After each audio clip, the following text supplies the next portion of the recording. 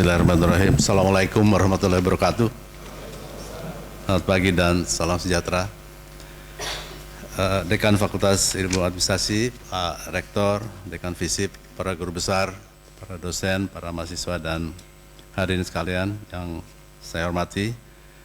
Izinkan saya mengajak kita semua bersyukur kehadapan Allah Subhanahu wa Ta'ala yang dengan rahmatnya memberi kesempatan kita bertemu di sini dalam keadaan sehat walafiat dengan harapan untuk menatap masa depan yang lebih baik.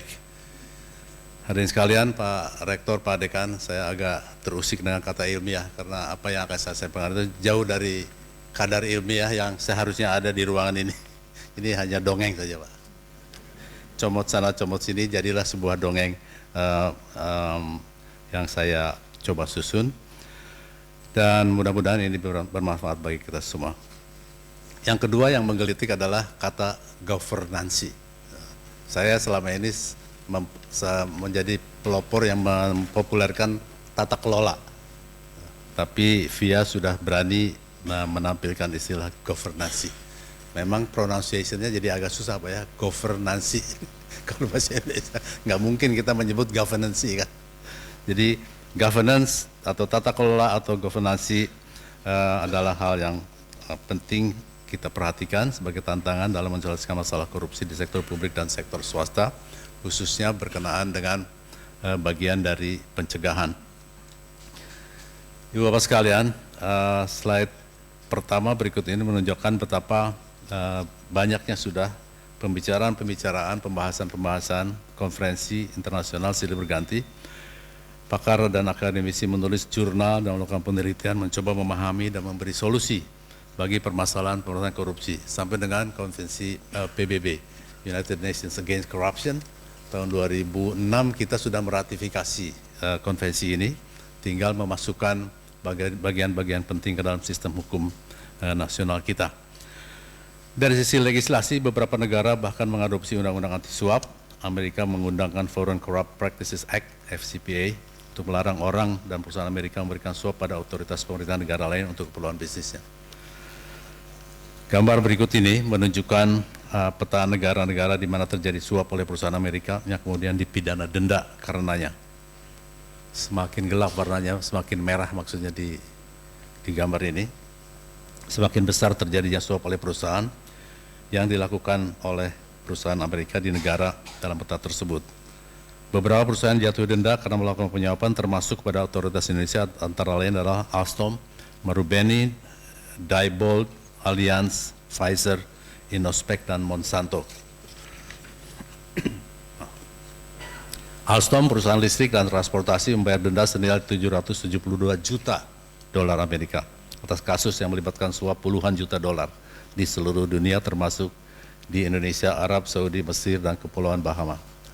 Di Indonesia, Alstom Prom, dan Alstom Power menyuap anggota parlemen dan pejabat tinggi PLN sebagai imbalan untuk memenangkan kontrak terkait penyediaan listrik senilai 375 juta dolar Amerika. Perusahaan lain yang memberi suap pada pejabat tinggi publik di Indonesia untuk memastikan mendapat kontrak tenaga listrik adalah Marubeni Corporation.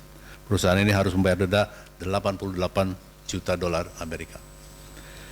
Selain terkait pengadaan listrik, sektor lain yang menjadi korban FCPA antara lain adalah Diebold Incorporated, perusahaan yang berpusat di Ohio, membayar suap untuk mendapatkan proyek pengadaan mesin ATM bagi bank milik negara dan bank swasta di China dan Indonesia.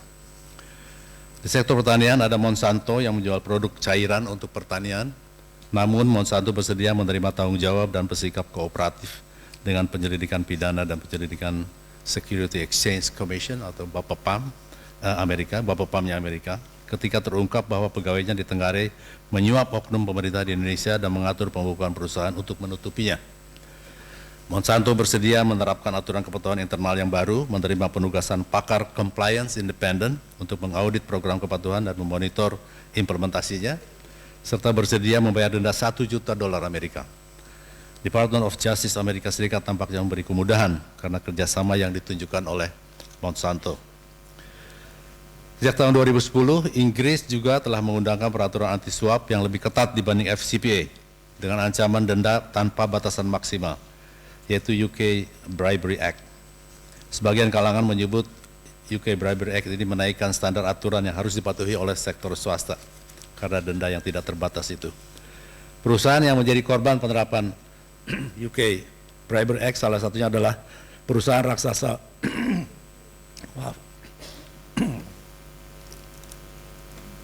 perusahaan raksasa Rolls-Royce yang didapati memberi suap dalam bentuk uang dan mobil mewah melalui pihak ketiga untuk mengamankan tender di 6 negara termasuk Indonesia. Ya, kita semua mungkin pernah membaca hal ini di media. Di Indonesia, Rusia, dan Cina. Di Indonesia, kasus ini menyeret pejabat Garuda Indonesia. Kasus ini ditangani kantor penegakan hukum di 3 negara, yaitu Serious Fraud Office. Serious Fraud Office adalah unit khusus untuk pemberantasan korupsi lah ya, korupsi dan pidana yang serius di bawah kepolisian Inggris, dan juga Corrupt Practices Investigation Bureau. Ini KPK-nya Singapura. Dan bersama-sama dengan KPK Indonesia. Ibu Bapak sekalian, di sini terbukti pentingnya peran whistleblower. Ya. Whistleblower memberikan laporan kepada penegak hukum di Inggris, dan whistleblower ini dari kalangan internal Rolls-Royce, kemudian ini menjadi objek pemeriksaan pengadilan Inggris, Serious Fraud Office, kemudian pengadilan Inggris. Nah, begitu pengadilan Inggris sudah menetapkan ini sebagai pidana korupsi, maka penegak hukum di tempat lain tinggal menggunakannya sebagai bukti. Jadi tidak perlu lagi pemeriksaan lebih jauh atau lebih dalam, itu sudah bisa menjadi bukti. Tentu ada proses lain yang harus dilakukan. Jelajah tindakan korupsi tidak lagi dibatasi oleh negara, terbukti dari kasus ini, dan terjadi di semua sektor, baik publik maupun swasta, melibatkan pengusaha dan penguasa secara bersama-sama. Beberapa waktu yang lalu, Transparency International Indonesia mengumumkan capaian Corruption Perception Index CPI 2016, dan tahun 2016 skor Indonesia naik 1 peringkat dari 36 menjadi 37. Ada Ketua Transparency International Indonesia di sini, Ibu Natalia Subagio. Namun turun 2 peringkat dalam urutan dunia dari 88 menjadi urutan 90. Ini kemunduran. Untuk rentang skor 0 terburuk dan skor 100 terbaik di Asia Pasifik, Indonesia menduduki 15 dan peringkat 4 di antara negara-negara anggota ASEAN. Dilihat dari perspektif teori pembangunan manusia, maka keberhasilan pembangunan dinilai melalui setidaknya 4 unsur, yaitu peningkatan produktivitas, pemerataan kesempatan, kesinambungan pembangunan, dan pemberdayaan manusia. Berbagai penelitian menunjukkan bahwa banyak penyimpangan dalam pencapaian 4 ukuran keberhasilan pembangunan tersebut, dan salah satu sarana koreksinya adalah pemberantasan korupsi. Pada awal bulan ini, dalam rilis Global Corruption Barometer yang merupakan potret kinerja pemberantasan korupsi berdasarkan persepsi dan pengalaman masyarakat di masing-masing negara, Transparansi Internasional Indonesia menyampaikan hasil GCB 2017 menunjukkan bahwa anggota legislatif di seluruh Asia Pasifik perlu memperjuangkan keberpihakan terhadap whistleblower. Pemerintah harus menepati janji untuk memberantas korupsi, termasuk komitmen untuk memenuhi Sustainable Development Goals atau sasaran pembangunan berkelanjutan. Untuk Indonesia, GCB 2017 diperoleh gambaran bahwa korupsi masih terjadi dalam sektor layanan publik yang diselenggarakan negara. Ketika berinteraksi dengan layanan publik, lebih dari sepertiga masyarakat harus membayar suap. Polri, mohon maaf kepada saudara-saudara kita, Polri adalah pelayan publik dengan suap tertinggi. Disusul sektor administrasi dan kependudukan. Terbukti dengan IKTP tadi.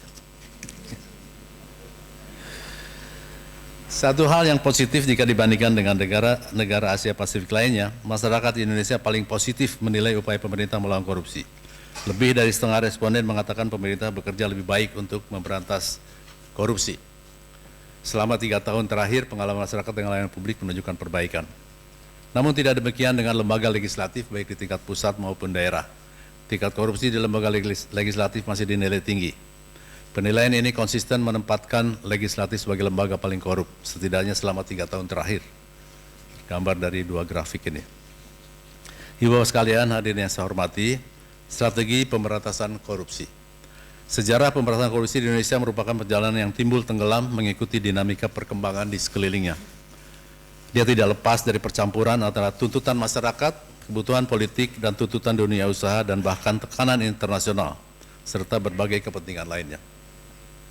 Sejak terbitnya regulasi pertama pemberantasan korupsi pada tahun 1997, melalui Peraturan Penguasa Militer Nomor PRT PM 061957, regulasi dan badan anti korupsi silih berganti dilahirkan dan dibubarkan dengan berbagai alasan. Dalam masa sekian lama, kita bergulat dengan isu korupsi dan usaha memberantasnya itu, sudah seharusnya banyak pelajaran yang kita capai. Pada awal mula pembentukan KPK, tim persiapan pembentukan KPK pada awal tahun 2000-an mempelajari apa syarat berhasilnya upaya pemberantasan korupsi. Saat itu sampai sekarang, dunia meyakini bahwa upaya korupsi tidak bisa hanya dilakukan dengan upaya represif saja.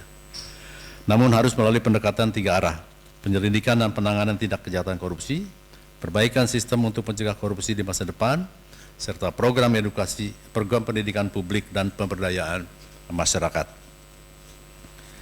Dalam Undang-Undang 30 2002 tentang KPK kemudian dirumuskan bahwa pemberantasan tindak pidana korupsi merupakan serangkaian tindakan untuk mencegah dan memberantas tindak pidana korupsi melalui upaya koordinasi, supervisi, monitor, penyelidikan, penyidikan, penuntutan, dan pemeriksaan di sidang pengadilan dengan peran serta masyarakat berdasarkan peraturan perundang-undangan yang berlaku.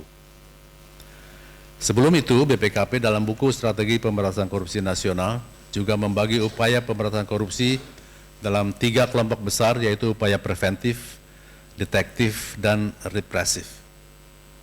Ketiganya mencakup upaya-upaya memiliki spektrum yang sangat luas dan melibatkan berbagai pihak dan berbagai disiplin ilmu, sehingga strategi tersebut dapat dikatakan bersifat komprehensif. Agar strategi yang komprehensif tersebut dapat berhasil, maka implementasinya pun harus dilakukan secara terpadu. Hadirin yang berbahagia, strategi pemberantasan korupsi disusun seiring dengan teori tentang korupsi itu sendiri. Sebagai wujud pembelajaran di perjalanan memahami mengapa dan bagaimana orang melakukan korupsi, serta bagaimana mencegahnya terjadi lagi. Sebagian teori bicara tentang niat dan kesempatan, sebagian lagi memahaminya dari faktor pendorong dan pemicu atau insentif untuk melakukan tindakan korupsi. Robert Kierkegaard, seorang guru besar yang mendalami masalah korupsi, menggambarkan bahwa korupsi terjadi karena adanya monopoli dan diskresi tanpa adanya akuntabilitas dengan rumus C sama dengan M ditambah D dikurangi A. Karenanya Kierkegaard menyarankan bahwa untuk mengurangi korupsi maka monopoli harus dikurangi, diskresi pejabat dibatasi, dan akuntabilitas ditingkatkan. Yang tidak lain adalah pentingnya governance. Ini artinya dalam jangka panjang melawan korupsi memerlukan perbaikan sistem, dan itu lebih luas dari sekadar aturan hukum yang lebih baik dan kode etik atau kode perilaku. Kierkegaard mengungkap langkah mengurangi korupsi yang dilakukan oleh beberapa negara atau pemerintah kota institusi sebagai berikut. 1. Mengurangi monopoli, dengan kata lain mengefektifkan persaingan sehat. Argentina mengurangi kesempatan korupsi di rumah sakit dengan cara mempublikasikan semua harga pembelian dalam sistem pengelola rumah sakit, sehingga tindak korupsi yang mengakibatkan harga yang lebih tinggi bisa lebih cepat terungkap. 2. Membatasi diskresi berarti memperjelas aturan main dan mengumumkannya kepada masyarakat. Wali Kota La Paz, Maclean Abarwa, menyusun Manual del Paceno yang secara ringkas menjelaskan dalam 3 bahasa nasional apa saja syarat memperoleh izin mendirikan bangunan, izin usaha, dan lain-lain. Di kantor pajak Filipina, aturan dan istilah pajak disederhanakan sehingga lebih mudah dimengerti dan mengurangi diskresi petugas pajak. Contoh lain adalah perubahan prosedur penganggaran yang dilakukan oleh Presiden Aquino untuk mengurangi diskresi politisi daerah.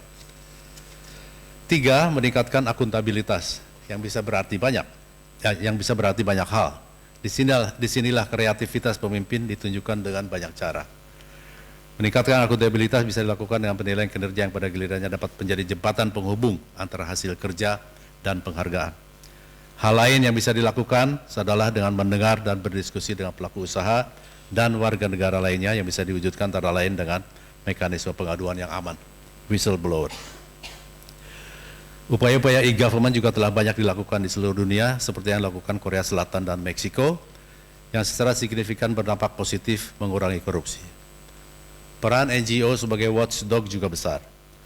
Selesai tsunami di Aceh, satu tim jurnalis lokal menyiarkan program harian tentang upaya rehabilitasi dan rekonstruksi.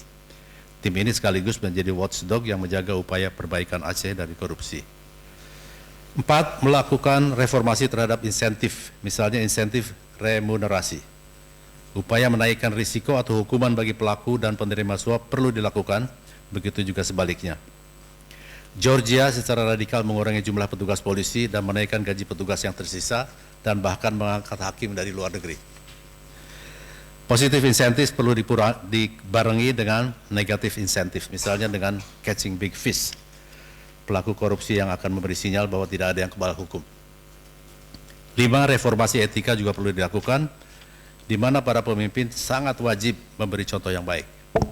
Niat yang baik dan contoh yang baik merupakan hal yang paling penting dalam menegakkan governance.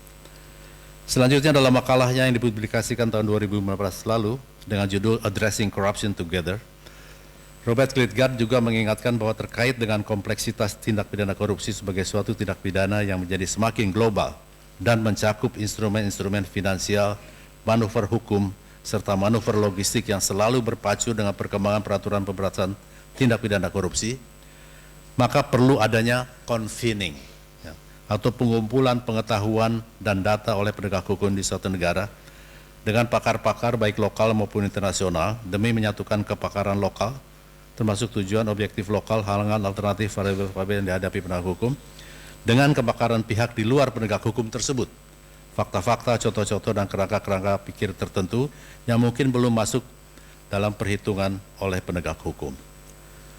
Melalui proses convening tersebut, Klitgaard berharap bahwa seluruh pemangku kepentingan pemberantasan korupsi mendapatkan 1. Data dan dana yang cocok untuk aktivitas mereka, 2. Contoh-contoh success stories atau cerita keberhasilan yang relevan, termasuk bantuan-bantuan yang diterima para penegak hukum dalam contoh tersebut dalam format case studies. Dan 3. Hasil analisa dalam bentuk model, teori, dan kerangka kerja yang kemudian dapat diaplikasikan dalam kegiatan pemberantasan korupsi. Dengan demikian, proses convening menyatukan para pemangku kepentingan dan pengambil keputusan, kadang dari luar pemerintahan dalam suatu forum yang menurut Klitgaard wajib untuk disterilkan. Misalnya dengan menggunakan Chatham House Rules, tertutup dalam satu ruangan tapi informasinya tidak keluar dari ruangan itu. Digabung dengan masukan dari para champion kasus pemberantasan korupsi yang sukses, proses convening ini memberi konteks untuk pembelajaran berkesinambungan mengenai pemberantasan korupsi yang sangat diperlukan untuk terus memutakhirkan pencegahan serta penegakan hukum terhadap tindak pidana korupsi di Indonesia. Ibu Bapak sekalian, yang saya hormati, tantangan dan efektivitas tata kelola atau governance. Jika kita cermati, berbagai survei yang berupaya mengukur tingkat korupsi dimanfaatkan pula untuk menggambarkan tingkat efektivitas tata kelola atau governance. Dengan kata lain, jika tingkat efektivitas governance tinggi, maka tingkat korupsi relatif rendah. Dari sisi strategi pemberantasan korupsi, secara logis dapat dikatakan bahwa tata kelola atau governance yang baik dapat mencegah terjadinya korupsi. Pengalaman saya misalnya di Timah itu menunjukkan hal itu. Dengan niat baik, dengan passion dan keteladanan yang tinggi, maka governance bisa ditegakkan. Dengan governance yang baik, maka performance perusahaan juga menjadi baik. Dalam doing business in ASEAN markets, leadership challenges and governance solutions across ASEAN borders, indikator governance dicerminkan dalam hasil survei Ease of Doing Business Index. Kemudahan untuk memulai bisnis. Kemudian indeks persepsi korupsi, CPI, dan Global Corruption Barometer. Tabel di bawah ini membandingkan indikator governance negara-negara ASEAN dan dengan Hong Kong dan Cina. Nampak di sini posisi Indonesia tidak cukup baik, tapi juga tidak sejelek beberapa negara lain seperti Myanmar. Jadi kita hanya lebih baik dari Myanmar dan Laos. Bahkan kalah dibandingkan Vietnam. Adapun capaian indeks Worldwide Governance Index World Bank untuk Indonesia 96-2015 untuk 2 agregat indikator masing-masing Control of Corruption dan Governance Effectiveness terlihat dalam gambar berikut. Ada kecenderungan menaik.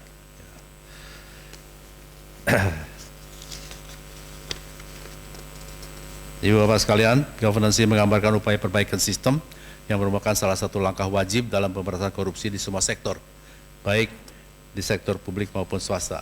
Pada dasarnya, penerapan atau penegakan governance di swasta dan publik sama saja. Pengalaman saya di Timah, ada pengalaman sedikit, kemudian sedikit ketika membentuk KPK dengan jumlah, dengan besaran-besaran yang sangat berbeda. Waktu di Timah, saya bicara karyawan ribuan, dari 20.000 menjadi 5.000, dan kita bicara dengan 700 orang sarjana dari berbagai disiplin ilmu. Tapi di KPK saya hanya bicara dengan 120 orang, termasuk Pak Iswan, yang sekarang jadi Deputi BPKP dan hadir pada pagi hari ini. Dan beliau menjadi saksi sejarah betapa tidak mudahnya mengurus 100 orang, menyamakan visi, membentuk kultur baru, kemudian mengajak bersama-sama menciptakan governance yang lain dibandingkan dengan tempat asalnya. Anda bayangkan menggabungkan polisi, jaksa, akuntan dari BPKP, pegawai negeri sipil, dan orang-orang swasta dalam satu kelompok yang ingin melakukan sesuatu, kemudian berkumpul untuk mencoba menerapkan governance.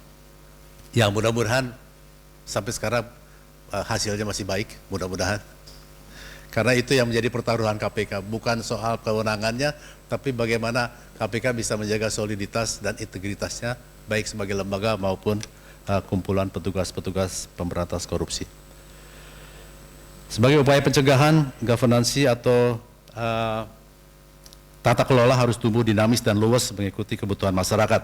Hal ini seirama dengan pemahaman bahwa upaya pemberantasan korupsi harus dimaknai sebagai tantangan jangka panjang yang harus disikapi dengan cerdas dan penuh semangat, dan yang harus dijaga adalah konsistensi kebijakannya. Saat ini batas antara sektor publik dan sektor swasta tidak lagi jelas. Irisan di antara keduanya menjadi semakin besar, dan perbaikan di satu sektor harus seiring, sejalan dengan perbaikan di sektor lainnya. Klitka telah bicara tentang cara memerangi korupsi, terutama dari sisi pencegahan, dengan menghilangkan monopoli, mengurangi diskresi, meningkatkan akuntabilitas, reformasi insentif, dan reformasi etika. Agar birokrasi pemerintahan maupun korporasi berhasil menekan peluang korupsi itu, diperlukan inovasi dan kreativitas. Terkait dengan itu pun banyak upaya mendorong dan mengapresiasikan kreativitas pemerintah dan perusahaan, baik di tingkat nasional maupun internasional. Bapak sekalian, merangkum semuanya, governance sebagai langkah mencegah atau menghambat, mempersulit seseorang melakukan tindakan korupsi, memerlukan kreativitas. Kita gembira menyaksikan telah banyak jajaran pemerintah daerah yang melakukan berbagai inovasi dalam upaya perbaikan sistem di sektor pelayanan publik, terutama terkait pelayanan publik, perizinan, dan pengurusan kepentingan umum lainnya. Beberapa daerah dalam kurun waktu 5 tahun terakhir mendapatkan pengakuan atas prestasi dan inovasi dalam tata kelola kota. Surabaya misalnya menerima penghargaan Socrates Award, Innovative City of the Future, yang merupakan bagian dari London Summit of Leaders 2014, penghargaan CityNet Award, salah satu kota terbaik se-Asia Pasifik versi CityNet, Mayor of the Month, karena prestasinya dalam revitalisasi dan pembangunan pelabuhan yang mengalami traffic hingga 200%. Pembenahan taman-taman kota, pembukaan ruang terbuka hijau, hingga penyediaan pendidikan kesehatan gratis untuk warga miskin. Taman Bungkul mendapat penghargaan 2013 Asia Townscape Award, kategori taman terbaik se-Asia dari Perserikatan Bangsa-Bangsa. Wali kotanya memperoleh Bung Hatta Anti-Corruption Award, ASEAN Environmentally Sustainable Cities Award tahun 2011-2014, dan penghargaan-penghargaan lain. Bandung kita ketahui mendapat berbagai penghargaan dari top 35 inovasi pelayanan publik dari Wakil Presiden, Smart City terbaik dari Kominfo Kemendagri Mark Plus, top 99 inovasi pelayanan publik dari Kemenpan RB, tata kelola pemerintahan terbaik, nilai sistem akuntabilitas kinerja instansi pemerintah SAKIP dengan nilai A dari Kemenpan RB, Wahana Tata Nugraha, dan City of Design dari UNESCO 2015, dan banyak penghargaan lain. Bupati Batang mendapat penghargaan, bupatinya mendapat penghargaan Bung Hatta Anti-Corruption Awards tahun 2015. Dan Kabupaten Batang meraih penghargaan Kabupaten Kota Peduli Hak Asasi Manusia tahun 2015 dari Kemkumham, penghargaan Komisi Informasi Pusat, KIP Award sebagai penghargaan atas ketaatan terhadap Undang-Undang Nomor 14 tahun 2008 tentang keterbukaan informasi publik. Mendapat predikat inovator pelayanan publik 2016 dari Kemenpan RB karena komitmen tinggi dalam mewujudkan transparansi anggaran dan penghargaan untuk keberhasilan melakukan pembinaan, fasilitasi, dan pemberdayaan masyarakat melalui penerapan teknologi tepat guna 2016 dari Kementerian Desa, Pembangunan Daerah Tertinggal, dan Transmigrasi. Yogyakarta mendapat penghargaan Ki Hajar atau Kita Harus Belajar Award tahun 2014 dari Kementerian Pendidikan Kebudayaan Nasional dalam kategori inisiatif terbaik dalam pendayagunaan teknologi informasi dan komunikasi untuk pendidikan. Dan di bidang pariwisata, DIY terpilih sebagai kota pariwisata terbaik dalam Indonesia Attractiveness 2016 bersama Kabupaten Buleleng, Badung, Kota Denpasar, Kabupaten Sleman, dan Kota Bandung. Saya sendiri mengalami atau mencoba menguji kebaikan atau keunggulan pelayanan publik Jogja. Kami berpura-pura akan meminta surat izin membangun IMB, izin membangun bangunan, meminta IMB. Kemudian hanya dalam waktu 5 menit kami memperoleh list apa yang harus dipenuhi dan persyaratan untuk membangun rumah. Misalnya ada 2 meter dari pagar sebelah, dari depan, dari jalan depan harus sekian meter supaya ada tempat untuk penanaman penghijauan. Ya. Kemudian diberitahu juga bahwa Anda harus mengurus ini ke instansi apa. Itu hanya dalam waktu 5 menit. Ya. Dan itu mengagumkan sekali. Banyak daerah lain tidak mau ketinggalan dalam berlomba menata kota mereka. Salah satu diantaranya adalah Kabupaten Bantaeng. Mendapat penghargaan pemerintah daerah inovatif dari Kemdagri tahun 2012. Penghargaan lainnya diperoleh baru ini dari Autonomy Award. Penghargaan Autonomy Award untuk kategori yaitu daerah dengan terobosan terbaik di bidang pertumbuhan ekonomi, daerah paling menonjol di bidang akuntabilitas dengan program Sipakatau, Sistem Penanganan Masalah Kesejahteraan Terpadu. Ibu Bapak sekalian, kreativitas dan inovasi tersebut tidak akan terlaksana tanpa adanya niat baik. Niat baik dan keinginan kerja keras, bukan hanya dari pimpinan tapi juga dari para stakeholders dengan keinginan untuk turut menjadi problem solver atau pemecah persoalan, penyelesai persoalan. Pengalaman saya di swasta maupun di publik menunjukkan hal yang sama. Niat baik, keinginan untuk bekerja keras, dan menjadi teladan, ya, meneladani. Memang perlu kerja keras untuk menciptakan governance yang baik. Saya yakin keluarga besar Fakultas Administrasi UI dan FISIP UI dapat berperan besar dalam upaya Indonesia mengenali dan memetakan masalah serta menjadi pembangun creative problem solving skills bagi masalah pemberantasan korupsi dengan semangat tridharma perguruan tinggi. Termasuk juga upaya convening sebagaimana gagasan Robert Klitgaard, CSG dan CSGAR, Center for Study of Governance and Administrative Reform, yang dikomandani oleh Pak Dekan Via. Saya kira bisa berperan sebagai convener, bisa berperan sebagai lembaga yang menjadi convener atau melakukan convening, clearing house, hal-hal yang bersangkutan dengan pemberantasan dan pencegahan korupsi. Dan saya kira ini masalah serius, Pak Prof. Eko. Kebetulan KPK juga akan mengembangkan semacam KPK Academy. Mereka sudah punya ACCH sekarang, Anti-Corruption Clearing House. Jadi hal ihwal korupsi, hal ihwal isu mengenai pemberantasan korupsi ada di sana. Terutama yang dilakukan oleh KPK tentu saja. Dari mulai penindakan maupun pencegahan. Jadi apabila CSG and Administrative Reform bisa menjalankan tugasnya dengan baik, bisa menjadi mitra yang baik bagi KPK Academy itu. Kita sadari besarnya kerugian akibat korupsi, karena selain kerugian keuangan yang langsung dirasakan, ada kerugian yang jauh lebih besar berupa ongkos sosial korupsi. Ongkos sosial itu pun beragam bentuknya, mulai dari kerugian karena kerusakan alam sebagai dampak tidak langsung praktik suap, sampai ongkos sosial berupa gagalnya fungsi peraturan, misalokasi, dan terbuangnya waktu ketika seorang warga negara kesana kemari untuk mendapatkan informasi kemajuan layanan publik tertentu. Bapak sekalian, sebagai penutup, sudah menjadi kewajiban kita semua untuk memberikan upaya terbaik kita ikut memberikan sumbangan agar gerak perjalanan bangsa kita lebih cepat menuju tujuan, yakni masyarakat adil dan makmur. Perkenalkan saya memberi ucapan selamat di Natalis yang kedua kepada keluarga besar VIA Universitas Indonesia. Usia yang masih sangat muda ini memberi kesempatan untuk menata sejak dini VIA UI agar mampu mewujudkan visi menjadi pusat pembangunan ilmu yang unggul dalam studi administrasi dan kebijakan serta tata kelola strategik berbasis Tridharma perguruan tinggi. Saya mengucapkan terima kasih kepada Lili dan Adil yang membantu saya mewujudkan makalah ini, dan juga Dr. Wisnu yang memfasilitasi orasi ilmiah ini. Saya agak terganggu dengan kata ilmiah karena maksud saya memfasilitasi itu membuat janji sampai mengejar-ngejar draft konsep untuk dicetak. Terima kasih Pak Wisnu. Ibu Bapak sekalian, selamat berkarya. Tetaplah menjaga integritas kita dengan memelihara penghargaan terhadap diri melalui kesadaran menjaga diri dari segala jenis tindakan koruptif yang akan merugikan diri sendiri, lingkungan, bangsa, dan negara. Terima kasih atas perhatiannya. Assalamualaikum warahmatullahi wabarakatuh.